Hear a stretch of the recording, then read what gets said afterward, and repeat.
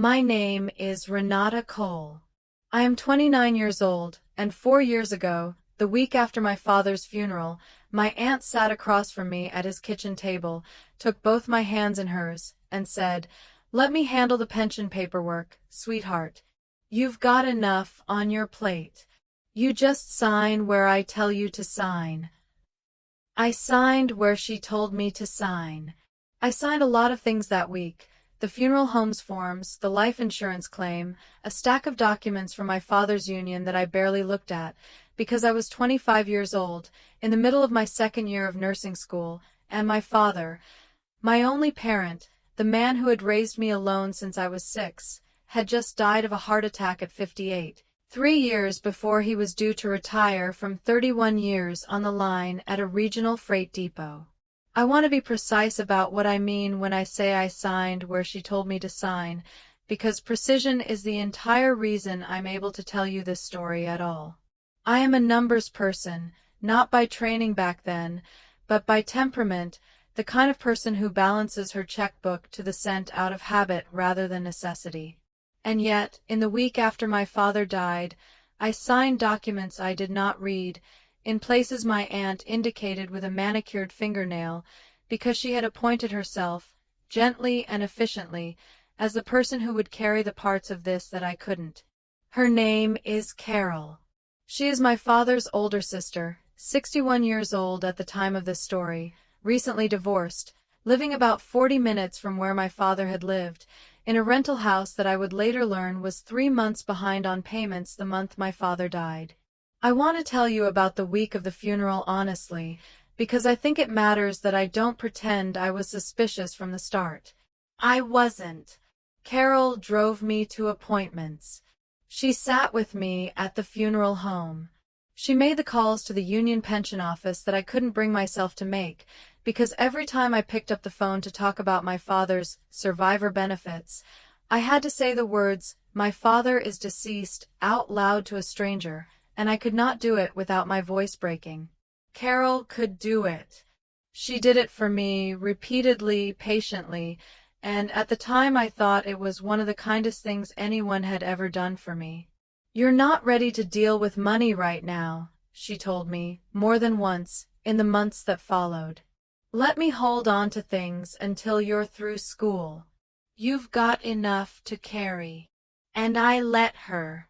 Not because I was naive, though I was in some ways, but because grief takes a specific kind of bandwidth away from you, the bandwidth you'd normally use to ask follow-up questions, to wonder why a survivor annuity required quarterly recertification forms, to notice that the certified mail Carol occasionally mentioned receiving on my behalf from the pension administrator never seemed to involve me actually seeing the documents.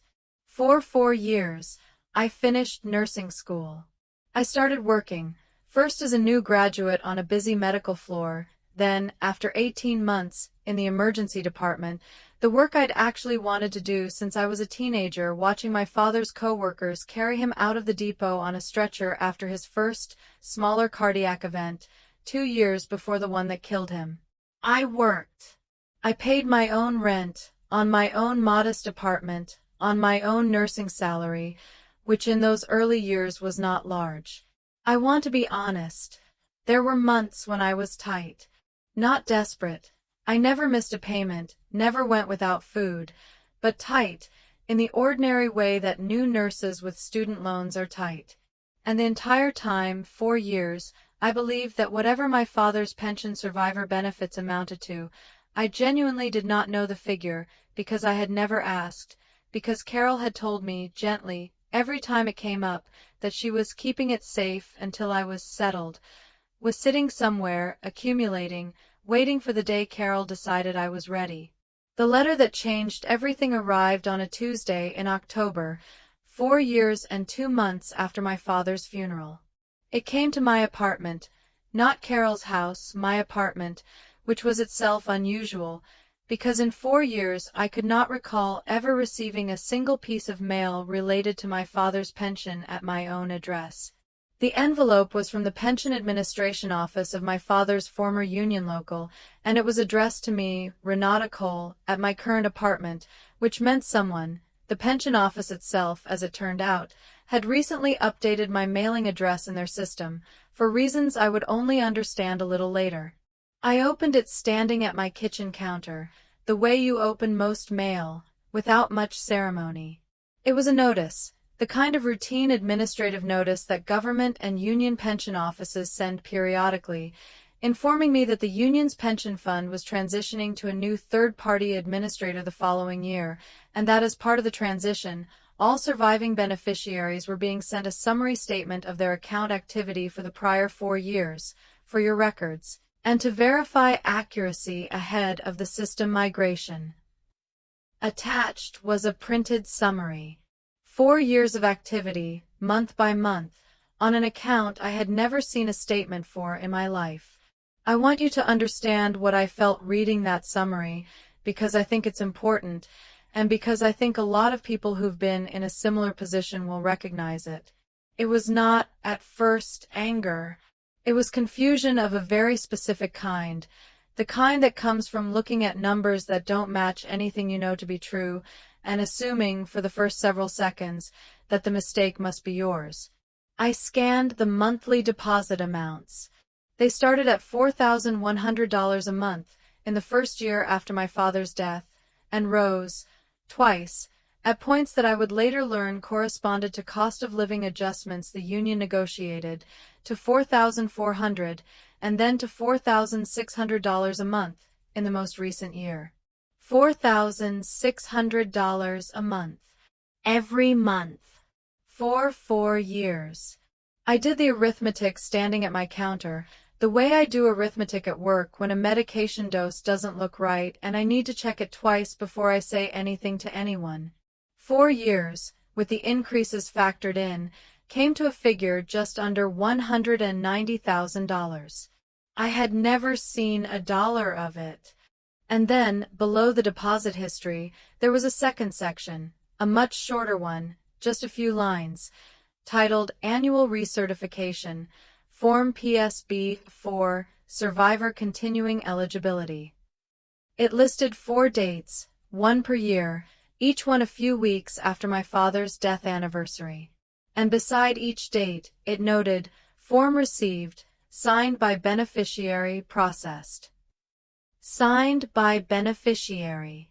Signed by me. 4 times. I had never seen Form PSB-4. I had never signed it. Not once. Not in any year. I set the letter down on my counter, and I want to describe the next few minutes honestly, because they were not dramatic. I did not cry. I did not call anyone. I stood very still for a while, the way I sometimes stand very still at work in the half-second after I realize a patient's numbers are wrong in a way that means something serious is happening, before I let myself move, because moving too fast in that half-second can mean moving in the wrong direction. I picked the letter back up. I read it again. I went to my closet, where I keep a small fireproof box with my important documents. My nursing license, my lease, my father's death certificate, the few personal papers I'd kept from his apartment after he died, and I took out the death certificate, and I took out an old card my father had given me for my 21st birthday, 4 years before he died, the last birthday card he ever wrote me, with my full name and his signature in his own handwriting, the handwriting I knew better than almost anything in the world. I did not, that night, have a sample of my own signature from 4 years ago to compare. But I knew, with total certainty, that whatever signature was on those 4 PSB-4 forms, it was not mine, because I had never seen the form, never signed it, and had not even known, until that letter arrived, that such a form existed. But before I tell you what I found when I requested copies of those forms, and what was on the back of them, in the section I never expected to matter, I need to take you back. Because the 4 years between my father's funeral and that letter were not, as I had believed, for years of Carol, holding on to things until I was ready. They were 4 years of something else entirely, and the shape of it had been visible the whole time, if I had ever had a reason to look. Before I take you back, I want to ask you something. Have you ever trusted someone completely and reasonably with a part of your life you were too exhausted to carry yourself, and then, years later, opened an envelope that told you calmly, in administrative language, that the thing you trusted them with had never been handled the way you were told? Have you ever had to do arithmetic on your own kitchen counter and arrive at a number that changed how you understood the last 4 years of your life? Tell me in the comments. Subscribe, because what I found when I requested those forms is the moment this story actually begins. My father's name was Daniel Cole. He worked 31 years as a freight handler and then a dispatcher at a regional depot 2 towns over from where we lived, the kind of job that doesn't get written about but that quietly keeps a region's economy moving, trucks in and out at all hours, a union local that had negotiated, decades earlier, a defined benefit pension that by the time my father retired, or would have retired 3 years later than he actually did, was one of the better ones left in that part of the country. My mother left when I was 4 and was, for all practical purposes, absent from my life from that point forward. My father raised me alone. He worked rotating shifts for most of my childhood, which meant I spent a lot of time at my Aunt Carol's house. Carol was my father's only sibling, 8 years older than him, and for most of my childhood she was, genuinely, a warm and present figure. She picked me up from school on the days my father worked the early shift. She taught me to drive badly in an empty parking lot, because my father worked the day of my first driving lesson and didn't want me to wait. She was, for a significant portion of my childhood, the closest thing I had to a second parent, and I want to be honest about that, because I think it's important to understand that what happened later did not happen because Carol was, in some essential sense, a stranger to me or someone I had reason to distrust. It happened because she was the opposite of that, because she was someone I had every reason, built over decades, to trust completely. My father died on a Thursday in August, 4 years and 2 months before the letter arrived.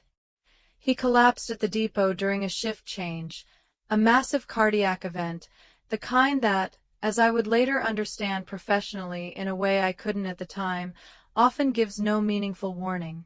He was 58. I was 25, in the second year of an accelerated nursing program, living in a shared apartment near campus, and I got the call from a coworker of his, not from Carol, though she found out within the hour and was at the hospital before I was, having driven faster than I could manage in the state I was in. I want to describe the week that followed as carefully as I can, because I think the specifics matter enormously to understanding how 4 years of forged signatures could happen without my noticing. Grief, in the acute phase, is not primarily an emotional experience, though it is that too. It is also a cognitive one, a kind of fog that affects executive function, the part of your brain responsible for planning and following through on multi-step tasks. In the week after my father died, I could not reliably remember whether I had eaten. I signed my name perhaps 30 or 40 times that week, and for most of those signatures, Carol was beside me, pointing, saying gently, "Here, sweetheart, and here, and initial here." At some point that week, I genuinely do not remember exactly when, because the days had stopped being distinguishable from each other, Carol sat me down and explained, in the calm, organizing voice she'd used my whole childhood when something needed handling, that my father's pension would convert, automatically, into what the union called a survivor annuity for me as his only dependent, and that there would be ongoing paperwork, annual forms, she said, just confirming you're still you. Basically, it's a formality, and that she had already spoken to the pension office and arranged to be listed as my authorized contact for correspondence, so you don't have to deal with the mail every year when you're in the middle of finals. I said yes. I don't think I even fully processed what authorized contact meant. I was 25, my father had just died, and someone I had trusted my entire life was offering to take one administrative burden off a list of burdens that felt, that week, infinite. I said yes the way you say yes to someone offering to carry a bag when your arms are already full. You don't examine the bag. You're just grateful for the hands. What I did not know was that authorized contact for correspondence does not, in itself, grant signing authority. What it does is redirect mail. And once mail is redirected, the person receiving it controls, in practice, what the actual beneficiary ever sees, including forms that beneficiary is legally required to sign themselves. The annual Form PSB-4, the Survivor Continuing Eligibility Form, is, I would later learn, a relatively simple document. 1 page. It asks the surviving beneficiary to confirm they're still alive, still unmarried if the benefit is contingent on that. Mine was not, but the form still asked, and still residing at the address on file, and to sign and date it, and to have the signature notarized, because the pension funds policy, a policy I would come to be very, very grateful for, required notarization for this specific form. As a fraud prevention measure, they'd added years earlier after an unrelated case in a different union local. For 4 years, that form arrived at an address Carol controlled. For 4 years, a signature appeared on it that was not mine. And for 4 years, that signature was notarized, which meant, somewhere, there was a notary public who had stamped and signed an acknowledgement that they had witnessed Renata Cole sign that document in person for separate times. I had never met that notary. Not once.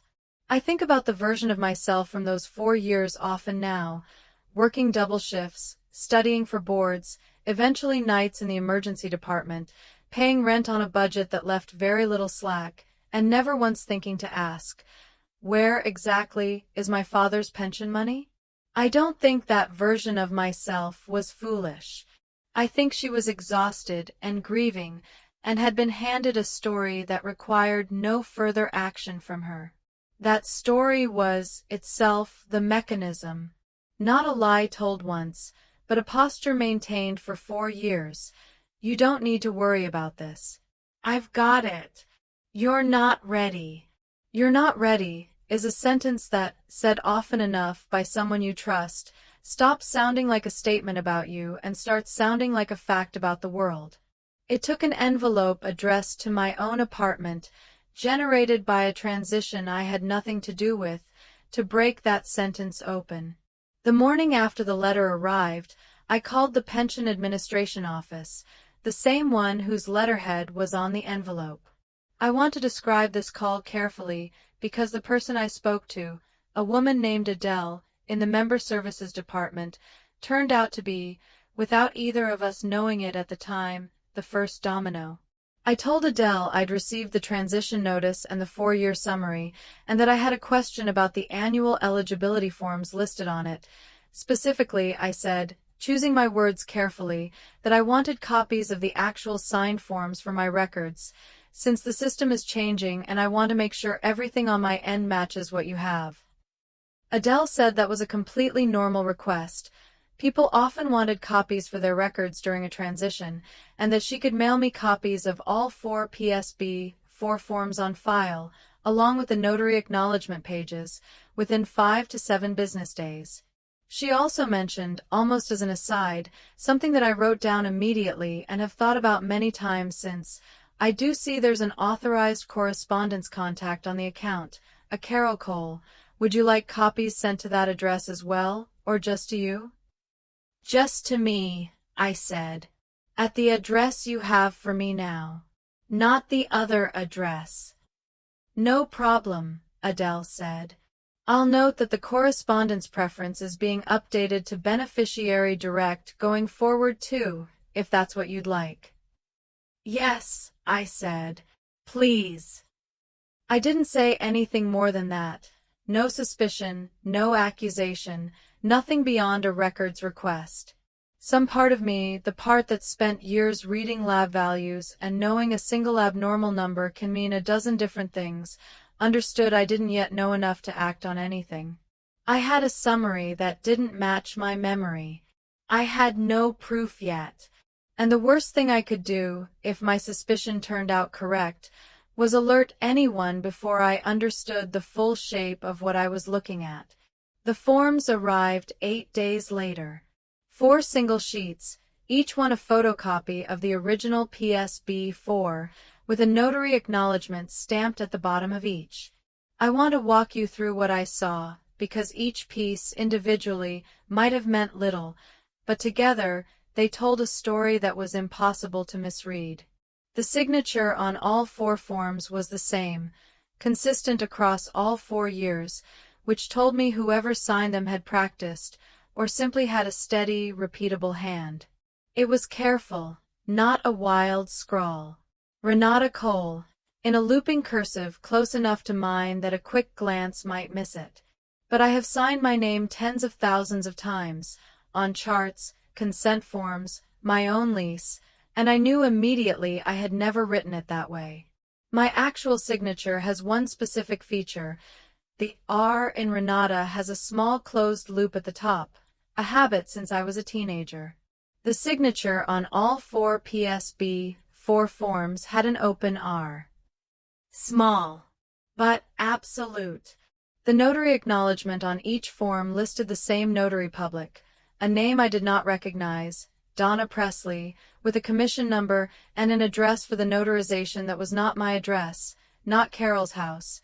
It was an address in a strip mall about 10 minutes from Carol's rental house, which a quick search told me was a shipping and printing store. The kind of place that does notary services as a side business alongside packing boxes and faxing documents. I had never been to that strip mall. Not once, in 4 years. I sat with the 4 forms spread out on my kitchen table, the same table, incidentally, where Carol had told me 4 years earlier that she'd handle the pension paperwork, and I did something I want to describe honestly, because I think it's the moment the rest of this story became possible. I did not call Carol. I did not call a lawyer, not yet. I opened a blank document on my laptop, and I started a list. I titled it, in the plain, factual language that I use for everything in my professional life, the same language I'd use to document a patient's history, pension account, discrepancy summary. Entry 1, 4-year deposit summary received via mail, October date, addressed to beneficiary's current address, first pension-related mail received directly by beneficiary since father's death date. Entry 2, 4 PSB, 4 forms requested and received, date. Signature on all 4 forms does not match beneficiary's known signature, specific discrepancy, R, formation, open versus closed loop. Beneficiary did not sign any of these forms and was unaware of their existence prior to a date of first letter. Entry 3, all 4 forms notarized by same notary, Donna Presley, commission number, location, strip mall address.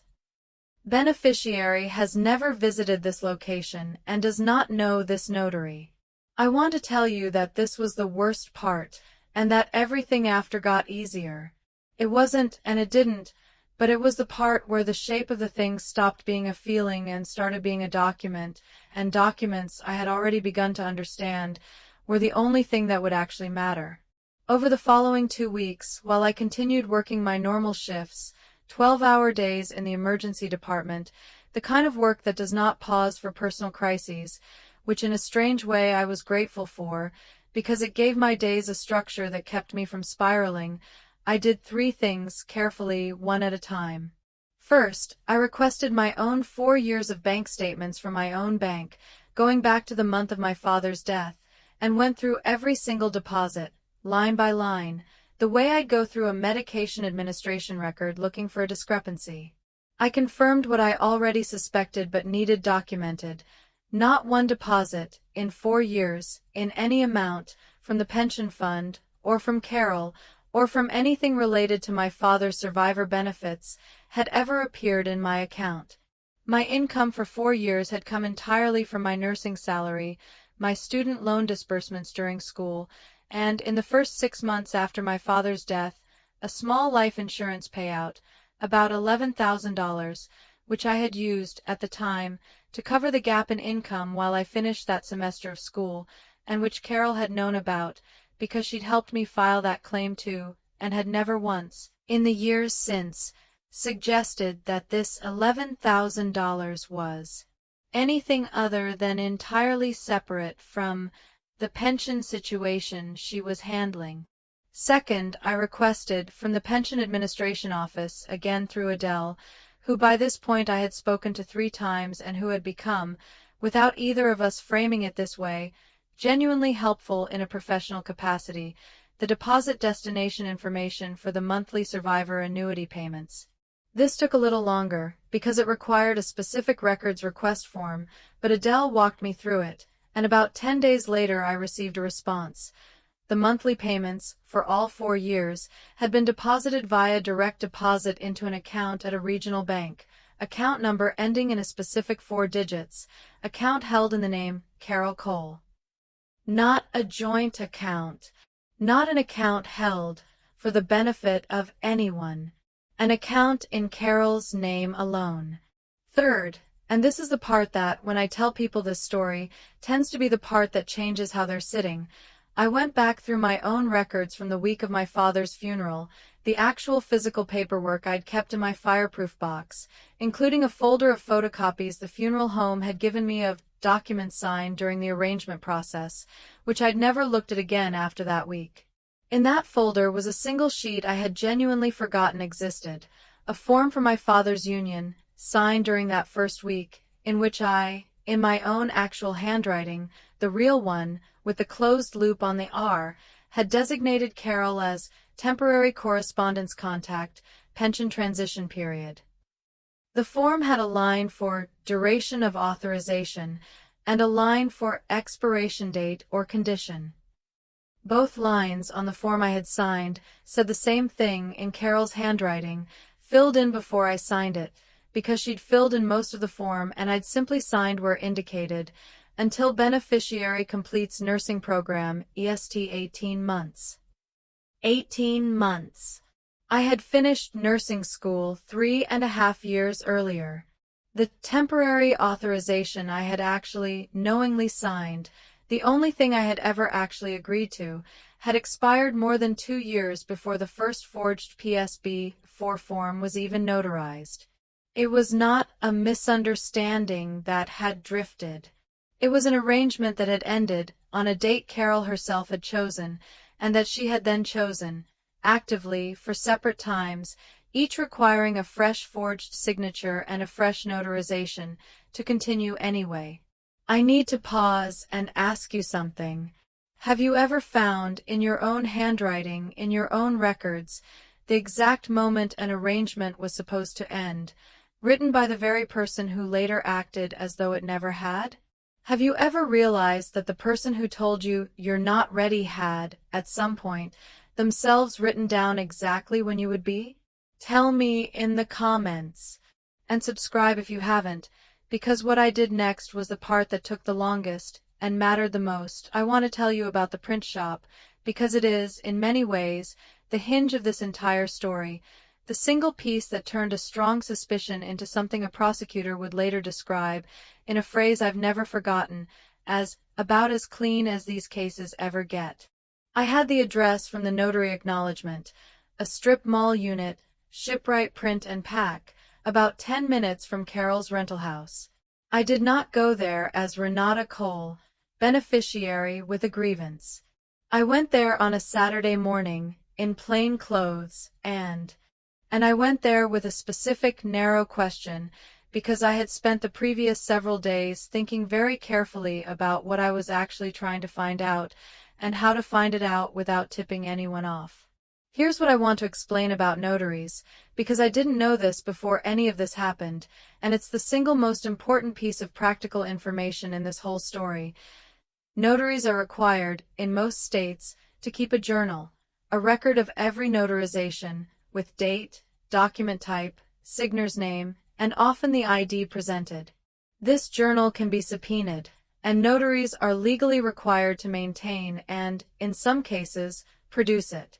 I did not know, walking into Shipwright Print and Pack that Saturday morning, whether Donna Presley still worked there, or whether her journal would show anything useful. What I knew was that 4 notarizations of the same document type, for the same beneficiary, over 4 years at the same location, was either going to be the easiest thing in the world for a notary not to remember, or, if I was right, it was going to be something else entirely. The woman behind the counter was in her 50s, reading glasses pushed up into gray-streaked hair, a name tag that read, Donna. I said I was hoping to get a document notarized myself, a small lie, the only one in this entire story, and while she pulled out her stamp and journal for my unrelated genuine document, I glanced at the journal open on the counter and said, casually, "Do you remember a Renata Cole? I think she might have come in here a few times. Pension paperwork, a few years back." Donna looked up at me, really looked, the kind of look that happens when a name connects to a face in someone's memory, and she said, slowly, "Renata Cole. Yeah, actually, funny, I do remember that one. Not you, though."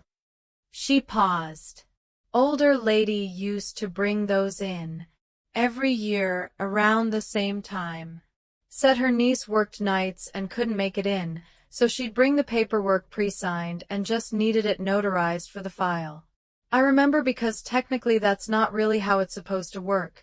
The signer's supposed to be present, but she had ID for her, some kind of authorization letter, and it was the same lady every year, and honestly," Donna shrugged, not unkindly, just honestly, "it's a print shop.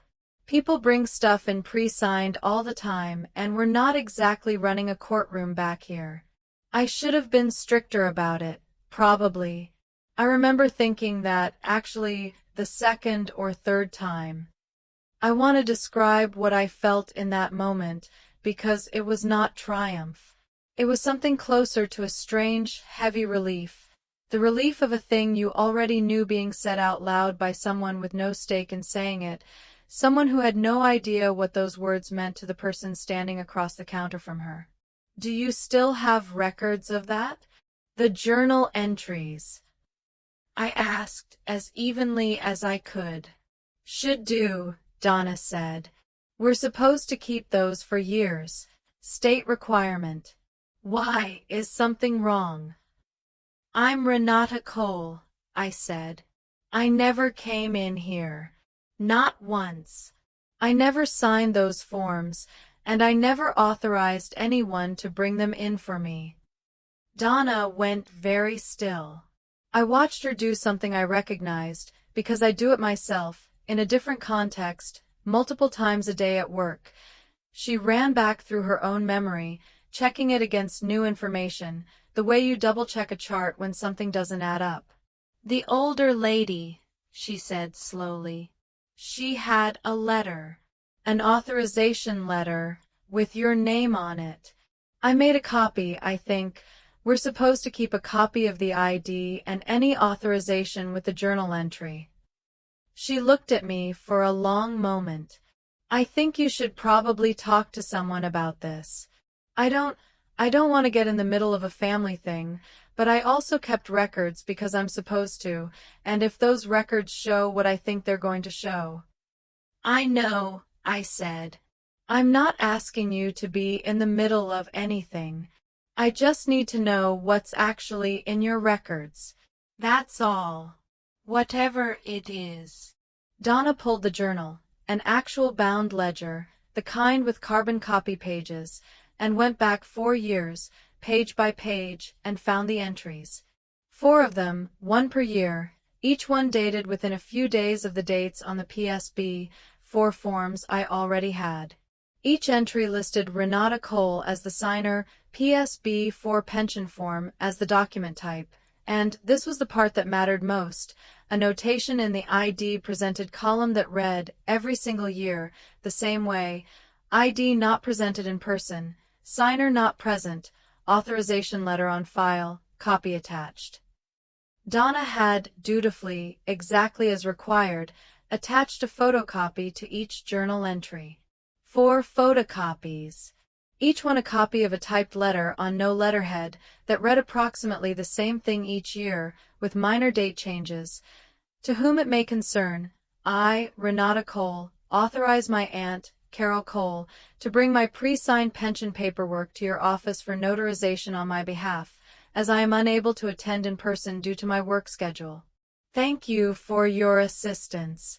Signed, Renata Cole, followed by the same forged signature, the open R, that was on the PSB 4 forms themselves. 4 letters, each one typed, each one signed with my forged name, each one explicitly in writing, instructing a notary to notarize a signature without the signer present, which meant that even Donna's well-intentioned, if technically improper, accommodation had been built on a document that was itself part of the forgery. Carol had not just forged my signature on the pension forms.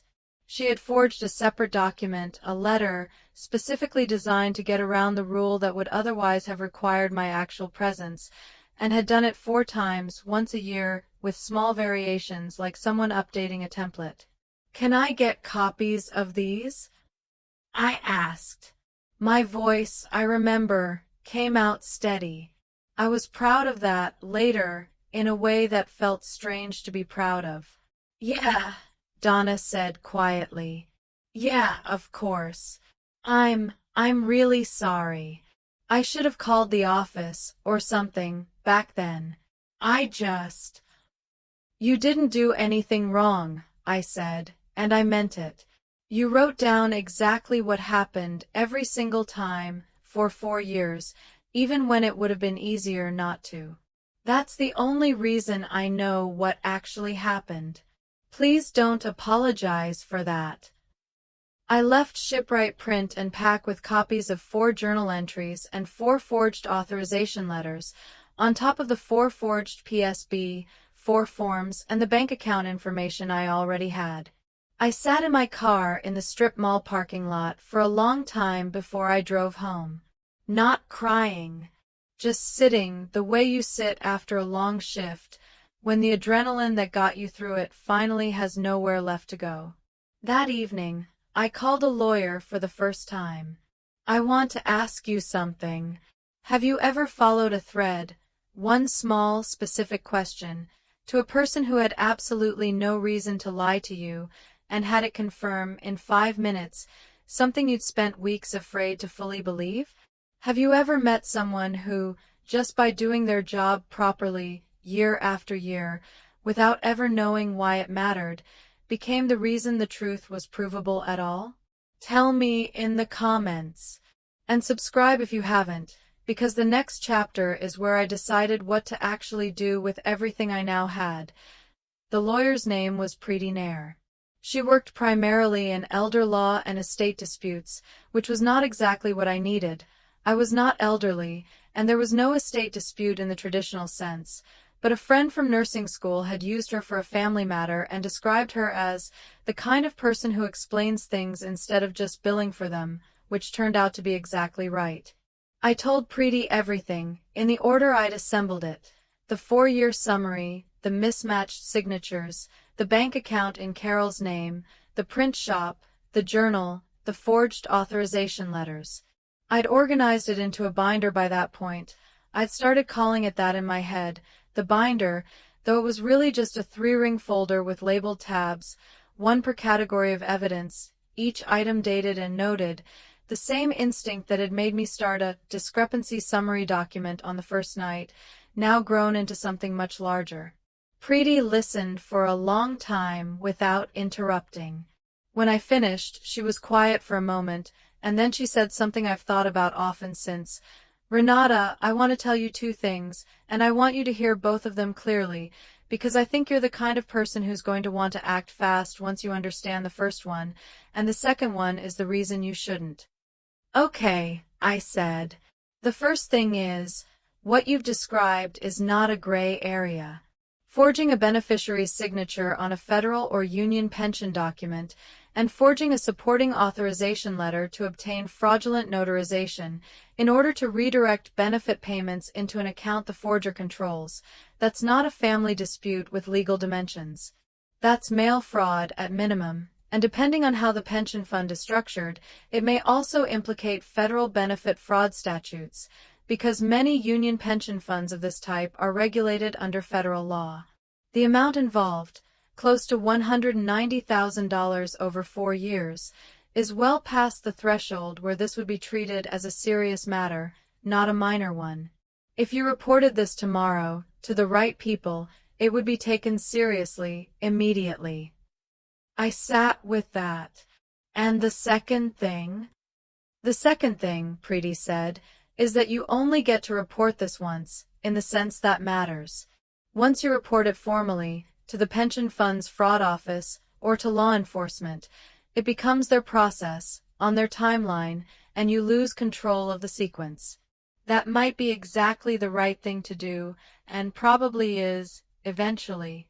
But before that happens, I'd encourage you to think about what you actually want, beyond the obvious, beyond this needs to stop, and this needs to be reported, both of which are true and which will happen regardless. Is there anything else? Anyone else who needs to understand what happened, in a way that a formal investigation, moving at its own pace, behind closed doors, might not provide? I thought about that question for several days. My first instinct, in the days right after the print shop, had been almost entirely procedural. Gather everything, report it, let the system handle it. Carol had committed a crime. The crime should be reported. That part felt simple. But underneath that, something else was sitting, and it took me longer to name it than I expected. It was this. For 4 years, Carol had not just taken money. She had maintained actively and continuously a story, the story that I wasn't ready, that I needed to be protected from my own father's pension, that the kindest thing anyone could do for me was to keep me from it. And she had told that story not just to me, but I had to assume to other people too, to the rest of our small extended family, the aunts and cousins and old family friends who, I now realized, thinking back over 4 years of family gatherings, had occasionally made comments I'd half-registered and let pass. Carol's been such a rock for you. It's so good Carol's been helping you with all that pension stuff. That's a lot for someone your age to deal with. I had nodded, at the time, grateful, agreeing. I had been, without realizing it, a character in a story Carol was telling about her own generosity, a story funded, it turned out, by the very thing she was being praised for helping me with. If I reported this quietly, and it moved through whatever process pension fraud moves through, there was a real possibility that, to the wider family, none of it would ever be visible. Carol could quietly settle, quietly disappear from family events, and the story that had circulated for 4 years, Carol the Rock, who'd helped poor Renata through such a hard time, might never be corrected. It might just fade, with no one ever understanding what had actually happened, or why I had, at some point, simply stopped showing up to things Carol was at. I did not want that, not out of cruelty, but because there was an entire extended family who had spent 4 years believing a story about Carol's kindness that was, in fact, the cover for the opposite. And underneath all of it, there was my father, who I thought about constantly during this period in a way I hadn't allowed myself to since the funeral. It was during this period, about 2 weeks after the print shop, while I was going through a box of my father's things that I'd kept in storage since his apartment was cleared out, looking for nothing in particular, just sitting with his belongings the way I sometimes did when I needed to feel close to him, that I found the letter. It was in an envelope, sealed, with my name on the front in my father's handwriting, tucked inside an old toolbox alongside some of his union paperwork, membership cards, a retirement projection statement from years earlier, the kind of thing he must have kept because it represented a future he was looking forward to. The envelope was dated.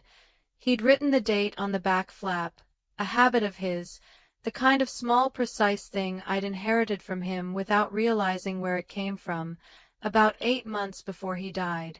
I sat on the floor of the storage unit and opened it. He wrote that he'd been thinking, since his first cardiac scare 2 years earlier, about getting things in order, and that he'd updated his pension beneficiary paperwork so everything would go to me cleanly if anything happened. He wrote that he trusted me completely to handle whatever came, because you've always had a steadier head for this stuff than I do, and definitely steadier than your aunt, God love her, who couldn't balance a checkbook if her life depended on it. I read that sentence 4 times. And then, near the end, he wrote something I have thought about every day since, something he surely meant as a small, private joke, never imagining the context in which I'd eventually read it. If anyone ever tries to tell you you're not ready to handle your own affairs, sweetheart, you tell them your old man said you were ready before you were old enough to drive. You've been the responsible one in this family since you were about 9 years old. Don't let anyone convince you otherwise, including me, if I ever get old and silly about it. My father had 8 months before he died, in his own hand, in a letter he never got to give me, already answered the exact thing Carol had spent 4 years telling me. He had written, without ever knowing he was doing it, the single sentence that dismantled the entire foundation of what came next. I made a decision, sitting on that floor, that I have not regretted since. I was going to report everything, formally, completely, through the proper channels, exactly as Preeti had described. That part was not optional, and I never considered making it optional. But before that process began in earnest, while it was still, technically, in the early gathering information phase, before any formal notice would go out to Carol, there was going to be one evening with the family where the truth was simply visible. Not as an accusation I made, as a set of facts in order that people could see for themselves. And as it happened, there was already an evening like that, scheduled 6 weeks out. My father's old union local, as part of the same administrative transition that had started all of this, was holding a small appreciation dinner, the kind these locals sometimes do, a modest banquet hall event, recognizing retirees and, in a few cases, surviving family members of members who'd passed before reaching retirement. My father's name was on the list. I'd received an invitation 2 weeks earlier, addressed to me directly, again, for the first time in 4 years, inviting me to attend in recognition of Daniel Cole's 31 years of service. Carol would be there. She always came to these things on my father's behalf.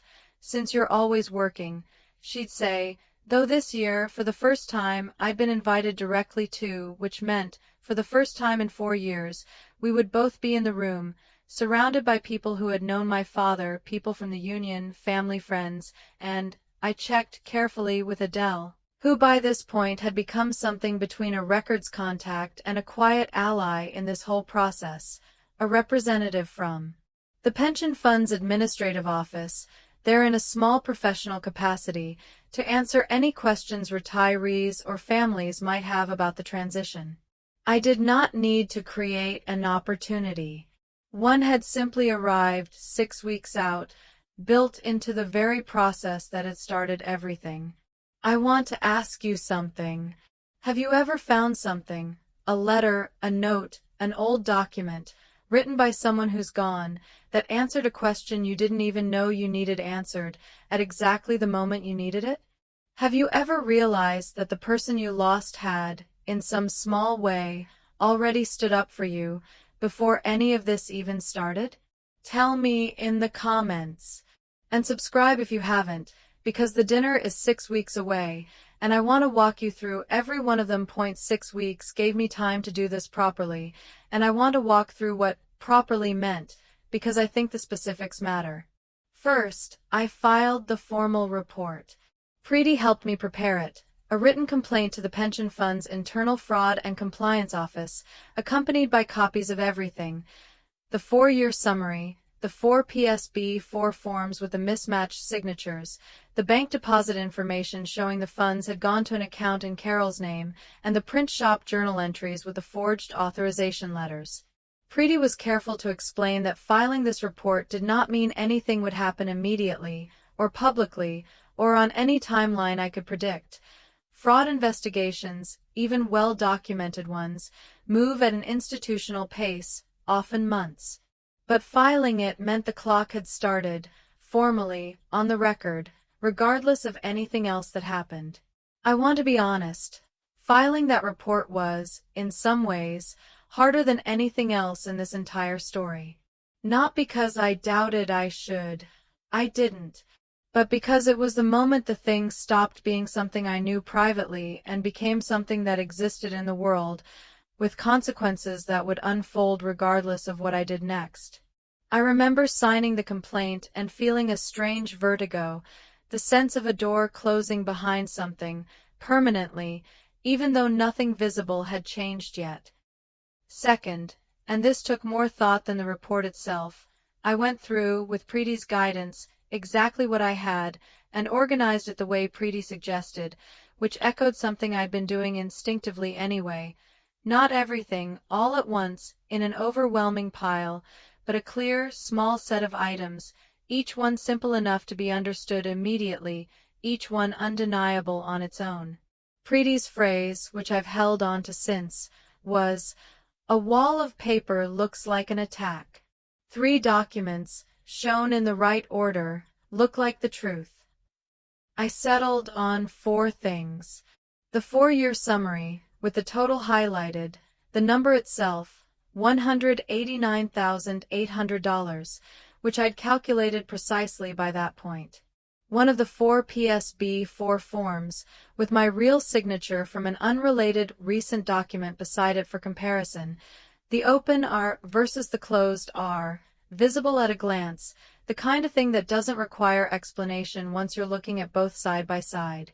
The bank deposit confirmation, showing the account number ending in Carol's name. And the one I debated longest about including, and ultimately decided was the most important, a single page, my father's letter. Not the whole thing. Just the section, photocopied, with 1 sentence visible. "If anyone ever tries to tell you you're not ready to handle your own affairs, sweetheart, you tell them your old man said you were ready before you were old enough to drive." Third, I thought about who else needed to be part of this evening, beyond simply being present in the room. I did not want this to be a confrontation that depended on me alone, saying things in a moment of high emotion, with everyone's attention on whether I was being dramatic or making a scene. I had thought, often in the weeks before, about how a story like this could be reframed, by someone skilled at reframing things, into "Renata had a meltdown at her father's memorial dinner." And I was determined that this not be a story anyone could honestly tell that way.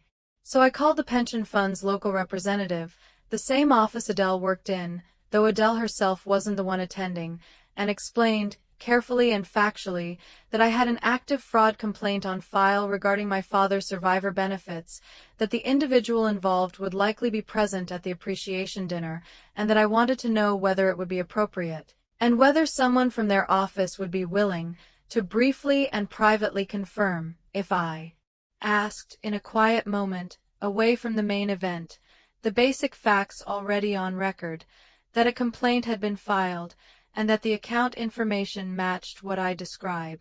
Not an accusation. Not a public statement. Just confirmation, from a neutral source, if needed. The representative, a man named Oscar, was cautious, as expected. Pension funds are careful about anything that could look like taking sides in an active investigation. But he said something that mattered. "I can't make any statement about an ongoing investigation or confirm details about another individual's accounts. But if you have questions about your own account or the status of a complaint you filed, I can speak to that, any time, including at the dinner." That's standard. Beneficiaries are entitled to information about their own benefits. That was enough. It meant that if it came to it, there would be someone in the room, a neutral, professional, entirely uninvolved person, who could, truthfully and within the bounds of his role, confirm that I, the beneficiary, had an active complaint on file regarding my own account. Not an accusation against Carol. Just a fact about my account, which I had every right to discuss with anyone, including in front of anyone. The 3 weeks leading up to the dinner were, in their own way, the strangest of this entire experience, because they were almost entirely ordinary on the surface. I saw Carol twice during that period, once at a cousin's birthday gathering, briefly, and once when she called me, as she occasionally did, to check in, a call that lasted about 10 minutes and consisted mostly of her telling me about a minor health issue she was having and asking, near the end, almost as an afterthought, whether I was excited about the dinner. "Your dad would have loved this, you know," she said. 31 years. They don't do this for everyone. I said yes, I was looking forward to it. And I want to be honest, some part of that was true. I was looking forward to an evening honoring my father's 31 years of work, surrounded by people who had known him. That part of the evening was real, and I held on to it carefully throughout, because I did not want what was coming to overwrite it. My father deserved that recognition, regardless of anything else happening that night, and I was determined that the evening would still, somehow, be primarily about him. During those calls and that birthday gathering, I want to describe what I felt, because I think it's important. I did not feel anger in the way I might have expected to. I felt something more like the strange, suspended calm I sometimes feel at work in the minutes before a particularly difficult conversation with a patient's family, the calm that comes not from not caring, but from having already done everything that can be done in advance, so that what's left is simply showing up and being present, and letting the facts do what facts do. I did notice one thing, during the cousin's birthday gathering, that I've thought about since. At one point, an aunt, not Carol, a different aunt, my father's cousin, actually, an older woman named Phyllis who'd known my father since childhood, mentioned kindly that she'd heard the pension fund was going through some changes, and asked whether that affected the arrangement Carol's had going with managing things for you. I said carefully that things were actually being sorted out now, finally. I'm taking it over myself going forward, which was true, and which Phyllis received with a warm, unsuspecting nod. "Oh, good, good, you're settled enough for that now, that's wonderful." And Carol, who was a few feet away and within easy earshot, said nothing, and did not look at me, and I noted, mentally, the way you note a vital sign that's just slightly off. She heard that. She knows what "sorted out" could mean. And she said nothing, because saying anything would have required acknowledging a conversation she'd rather not have, in front of Phyllis, at a birthday party. I went home that night and added one more thing to my folder. Not evidence, exactly, but a note to myself, the kind of note I sometimes leave for the next shift's nurse, a small flag for whoever picks this up next. Carol is aware something has changed. Has not asked directly, likely hoping it resolves quietly before the dinner. It did not resolve quietly before the dinner. The dinner was in 9 days.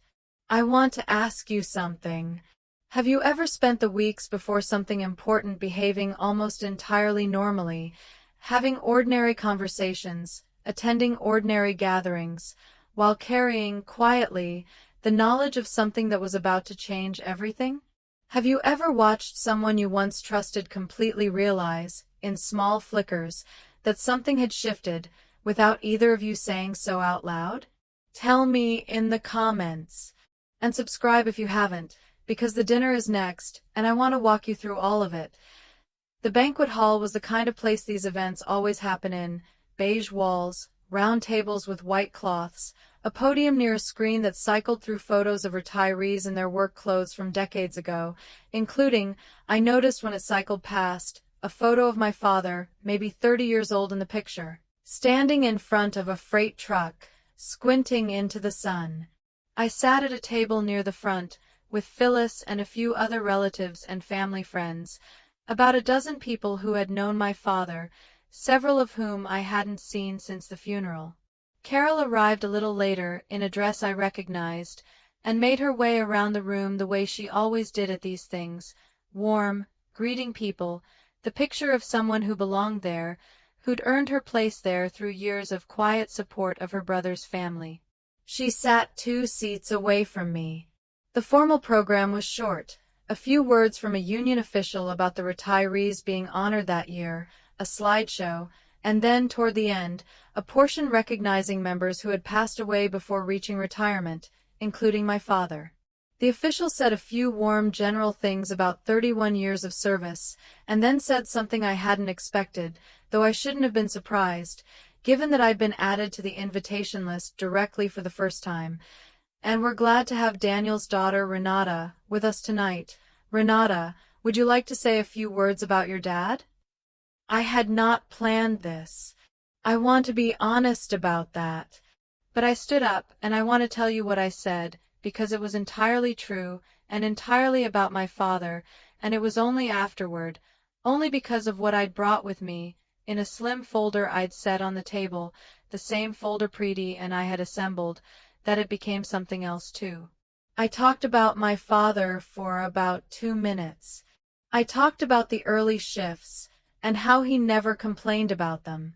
I talked about how he taught me, when I was small, to check a tire's tread with a coin, and how to back a car into a tight space by watching the mirrors, not turning around. Small, practical things, the kind of things that, I said, I didn't realize until much later were also just how he showed love. By making sure I'd know how to do things myself. And then I said, I found a letter from him a few weeks ago. He wrote it about 8 months before he died, and I never got to read it until recently. I'd like to read just one line from it, if that's all right, because I think it says something about who he was, better than I can. I read the line. If anyone ever tries to tell you you're not ready to handle your own affairs, sweetheart, you tell them your old man said you were ready before you were old enough to drive. I want to describe the room in that moment because it mattered. It was, to almost everyone there, simply a moving line from a father to a daughter, the kind of thing that gets a soft, warm reaction at an event like this, a few people dabbing their eyes, a general murmur of feeling. And it was that. I meant every word of it that way, and I still do. But I looked, as I said it, at Carol, not dramatically, not even for very long, just a glance, the kind anyone might give anyone during a speech, and I watched her face do something I will remember for a long time. She had heard, I think, in that single sentence, something that almost no one else in the room could hear, not just a father's love for his daughter, but the precise, specific dismantling of the exact phrase she had used for 4 years to justify everything. I sat back down. The program continued. A few more retirees were recognized. And then, during the reception afterward, people moving between tables, coffee being poured, the ordinary unwinding of an event like this, I did the thing I had planned, the thing the entire 6 weeks had been building toward, and I want to be precise about how small and how quiet it actually was. I asked Carol if she'd step outside with me for a moment. Just for a minute, I want to talk to you about something. Not in front of everyone. Not as a scene.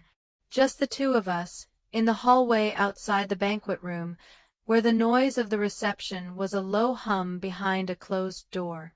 I opened the folder. I did not raise my voice. I showed her, one at a time, the 4 things I'd prepared. The summary, with the total circled.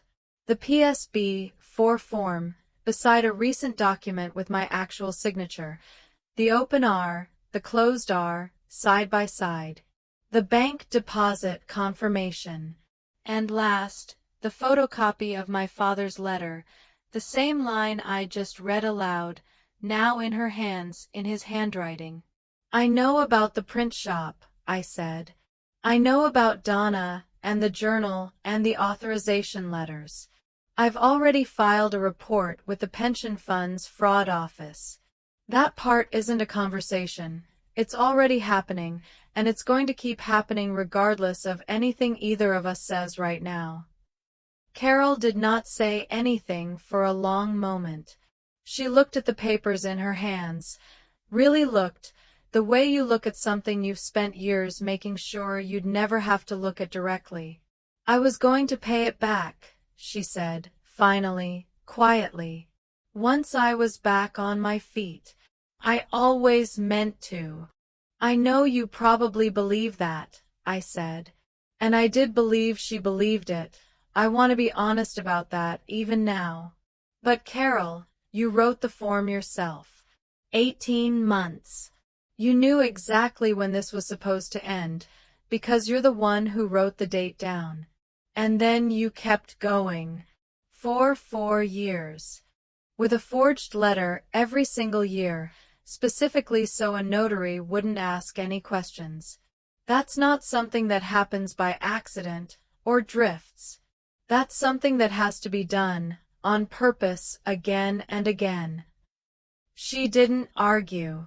I think, in that hallway, with her brother's letter in her hands, she didn't have anything left to argue with. What happens now? She asked. Now, I said, the fraud office does what they do. I don't control that, and I'm not going to pretend I do. What I needed tonight wasn't to control anything. It was just for this not to keep being a secret. That's all. I'm not going to make a scene in there. I nodded toward the banquet room. Dad's night doesn't need that. But I wasn't going to let tonight end without you knowing that I know, and without at least one piece of the truth. His letter, being something you actually held in your own hands at his event instead of mine. I took the papers back, gently, and put them back in the folder. And then I went back inside, and I sat back down at my table, and I had a piece of cake, and I talked to Phyllis about my father's old co-workers, and the evening continued, exactly as it was supposed to, an evening honoring a man's 31 years of work, which is what it had been the whole time, and which nothing that happened in that hallway changed in the slightest. Carol left a little while later, quietly, without making a scene either. I don't think either of us, that night, said another word to each other. I have to ask you something. Have you ever had to deliver the truth to someone, not loudly, not publicly, not as a performance for an audience, but simply, privately, in a hallway, because that was enough, because the truth itself was the point, not the reaction to it? Have you ever watched someone hold, in their own hands, the exact words that undid everything they'd told themselves for years? Tell me in the comments. I read every one. And subscribe if you haven't, because the year since that night is the part of this story I think about most. The fraud investigation took just under 8 months from the night of the dinner to its formal conclusion. I won't pretend the process was simple or fast or free of difficult moments. It involved, at various points, a formal interview with an investigator from the pension fund's office, a referral to a state agency once the amounts and the pattern were confirmed, and eventually a restitution agreement, secured against Carol's modest assets and a portion of her own future income, structured over several years. The full amount, by then closer to $200,000, once interest and administrative penalties were calculated, will take Carol most of a decade to repay, under an agreement that, Preety explained, was actually more favorable to her than what a criminal referral alone might have produced, partly because Carol, once confronted with the full documentation, did not contest any of it. She signed everything. I think, in the end, having it simply be over, even an over that would take years to actually conclude, was something close to a relief for her too, in whatever complicated way that's possible.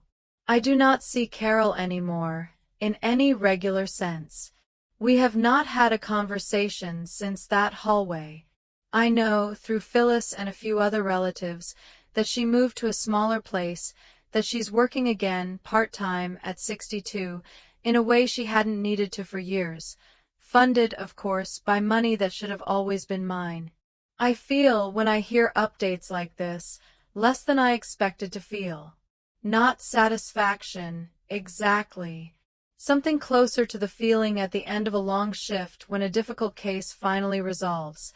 Not happiness, just the quiet sense that something that needed to happen, happened, and now there's space for the next thing. The wider family found out, gradually, the way these things do, not from any announcement I made, but from the simple, unavoidable fact that an investigation involving a pension fund generates paperwork, and paperwork generates questions, and questions, in a family as small and connected as mine, eventually generate answers.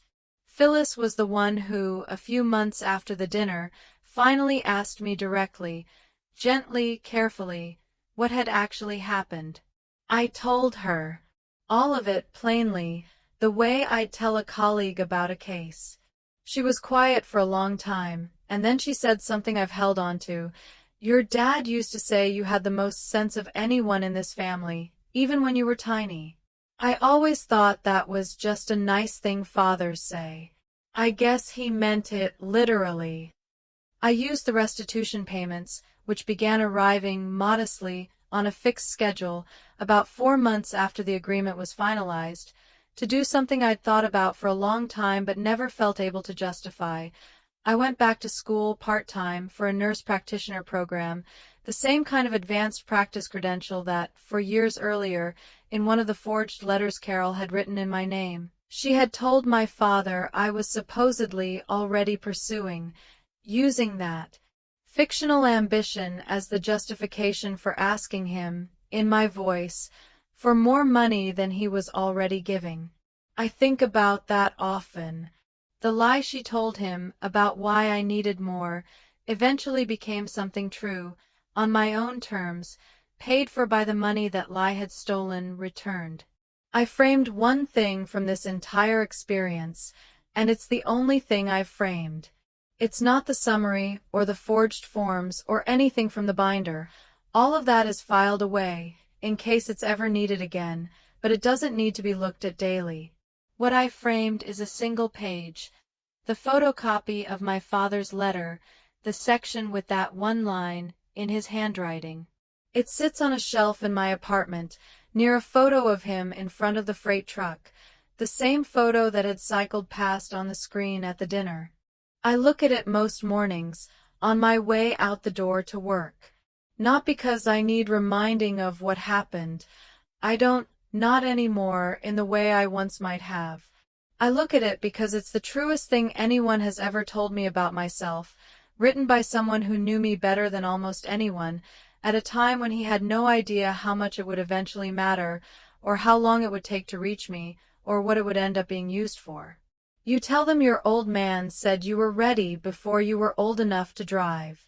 I think often about the 4 years in between, the years I spent believing gently and completely that I wasn't ready for something that had, in fact, always been mine, managed by someone I trusted, who had decided, for reasons that I think were as much about her own desperation as anything else, that my readiness was hers to determine, indefinitely, long past any date either of us had actually agreed to. What I'd say, to anyone listening who recognizes any part of this, the gentle, well-meaning hand that takes something off your plate during the worst weeks of your life and never quite gives it back, is this: gratitude and vigilance are not opposites. You can be deeply, genuinely grateful for help you received when you needed it, and still, eventually, ask the simple question, is this still happening the way it was supposed to? Is there still an end date? And if there was one, who decided it didn't apply anymore, and when? It took an envelope, addressed to my own apartment by accident of an administrative transition, to ask me that question. I'm glad, now, that it did. But I wish I'd asked it myself, years earlier, not out of suspicion, but simply out of the ordinary, healthy habit of checking your own charts, even when someone else has told you kindly that they've already checked them for you. 3 questions, and I mean every one of them. First, is there something in your life right now, a piece of paperwork, an account, an arrangement, that someone else offered to handle during a hard time, with an end date that's long since passed without either of you ever revisiting it? Second, if you went and actually looked at it today, do you think it would still match what you were originally told? And third, is there a version of your own father's letter, something someone who loves you once said, that you've forgotten, that would answer, completely, anyone who ever tells you that you're not ready? Tell me in the comments.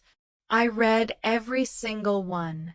If this story gave you something today, permission to check, or just the quiet sense that being grateful and being careful can exist in the same person, please share it with someone who might need it. Subscribe if you haven't. Take care of your own records, and I'll see you in the next one.